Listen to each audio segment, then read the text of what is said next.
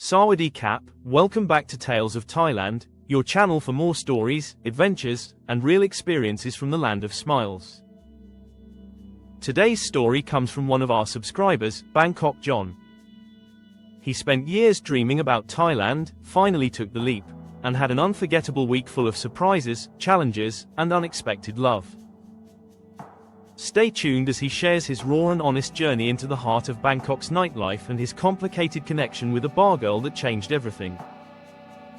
My God, what have I done? After spending the better part of 2 years thinking about, researching, planning, reading, and asking countless questions about Thailand, I finally took the plunge and had my own experience. The one thing I told myself I wouldn't do was fall for a bar girl. Well, guess what happened? Absolutely head over heels. I've just returned from my first trip to the land of smiles, only a week there, but what a week it was. Before I get into the messy, beautiful details, let me give you some background. I never had a thing for Asia or Asian women until about 4 years ago. Living in San Francisco, one mundane day on the bus, I happened to sit behind what I would later realize were 2 Japanese girls. Up until then, I couldn't have told a Thai woman from a Mongolian girl. But as I sat there, bored out of my mind, my eyes drifted to the back of their necks and the way their hair fell, their delicate features. And then it hit me, they were perfect. I caught the fever without even knowing it, jasmine fever. Since then, I learned how to spot the ladies, how to appreciate the beauty in their subtlety. Fast forward 3 years, I stopped by a Thai restaurant near my store and met a lovely woman. She wasn't a knockout according to Western standards, but in Thailand, her delicate features, smooth white skin, and dark brown hair counted for a lot. We started talking, meeting up when she had time. She was 32, just like me, an incredibly upstanding woman, working 3 jobs and attending school. I quickly realized she wasn't after my money or a green card. She truly loved me and wanted a family. This didn't happen overnight. Over 3 years, our connection grew, rooted in tradition. No public holding hands, no sex before marriage, no living together unless married, the real deal of a traditional Thai woman. We did almost everything physically except the one big step. I wasn't completely faithful, slipping off to the local massage parlor a few times, thinking I understood what I was getting into. But I hadn't realized how deeply moralistic and principled she was. She was a keeper, a life mate. Sounds great, right? Well, it was, right up until about a year ago when I no longer felt the physical pull. I met one of her friends, an Isan girl, just 21, with rich brown skin and compact stature. I couldn't stop staring. What was I to do? Stay loyal to the woman I promised myself to, even though the spark was fading? Or follow my instincts? I chose to go to Bangkok, sow my wild oats, figure out if I belonged in the land of smiles, and if I could picture myself living there. I booked myself into the majestic Grande, a fabulous place, though jet-lagged and exhausted after a brutal 20-hour flight. After a little rest, the city streets called to me. Armed with a map marking beer bars and massage parlors around Sukhumvit, I dove in. At 5 p.m., I headed to the Bamboo Beer Bar, dead quiet, but the anticipation was electric. Nervous but excited, I wandered back towards Sukhumvit when an open-air bar caught my ear. "Hello handsome," came the call, and I pounced. She was a bit older than I hoped, 28, with a few tattoos, a lady who definitely lived and learned. But she had a killer smile and a killer shape. And for a short time, only 1,000 baht. 3 hours in town, and I was already wrapped up with my first bar girl. That night was just the start. Nana Plaza, where chaotic neon lights meet desperate hope, is a surreal place.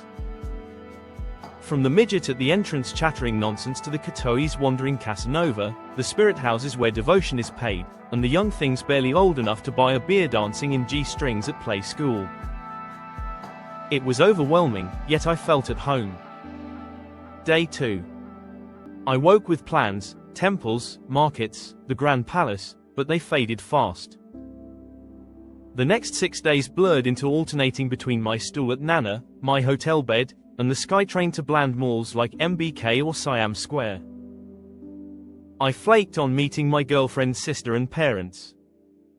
I was lost in a routine of bar stools, short times, and late nights. And I discovered more firsts than I can count. My first week-long Bangkok diarrhea, my first day with 3 different women, the first time I truly understood the complex emotions hidden in this city. Then came the girl of my dreams, small, dark-skinned, jet-black hair, an Isan goddess. She took me to Sin nightclub, house music, Brits in jerseys, and a night I won't forget. But then she opened up about her British ex, the man who promised everything but disappeared without a trace, leaving her heartbroken. It hit me hard, the shared vulnerability beneath the gloss of the bar world. She cried for hours, and I held her tight. No woman should be treated that way. No exceptions. The next night, after a much-needed pep talk, she showed a new confidence.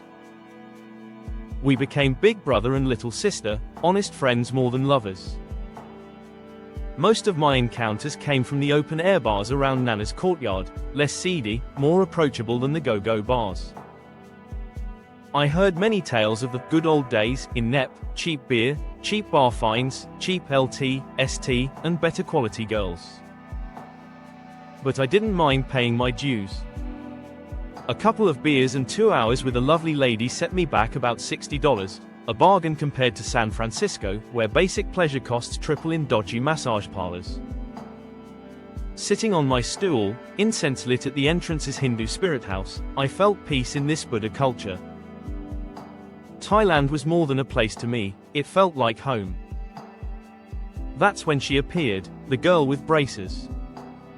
Not my usual type, tall, honey brown skin, curves to envy Jennifer Lopez herself. I was mesmerized, nervous as if I were back in my hometown trying to muster the nerve to ask her out. She'd only worked there a week, but the chemistry was real, and our night together, probably the best sex I've ever had. But money tight and days short, I had to switch hotels and tighten my belt. I told her, honest as ever, about my dwindling funds. She insisted I only cover the bar fines for the last 2 nights, she would manage the rest. She treated me like a king that night, Johnny Walker, taxis, VIP passes at clubs full of Thai university students and hip-hop beats. She was the wild opposite of my girlfriend back home, she smoked, drank, danced, and loved the music. The night ended too soon at 1:30 a.m. Thailand, why do you close so early? All this while, I was sick. The first sign back in San Francisco was a tickle in my throat, which became full-blown strep throat in Bangkok's humid heat.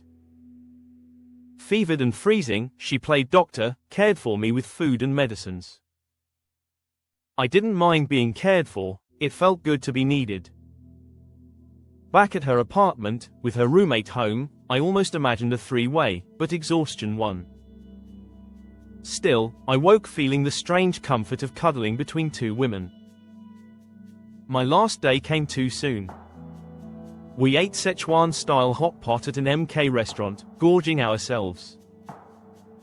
She insisted on paying, I promised to send money back home, hoping it would balance the scales. That night was our final round through RCA and Ratchada 4, the student club scene where I was the only Farang but felt truly welcomed. She knew everyone, and we enjoyed VIP treatment dancing to Snoop Dogg. Contrast this vibrant woman with my traditional, modest girlfriend back in San Francisco, they were polar opposites.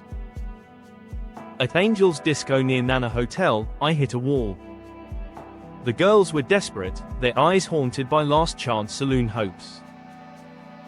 The human price of this world hit me hard, and I nearly broke down. Back in my hotel room, I ranted, I raved, my heart tangled in confusion.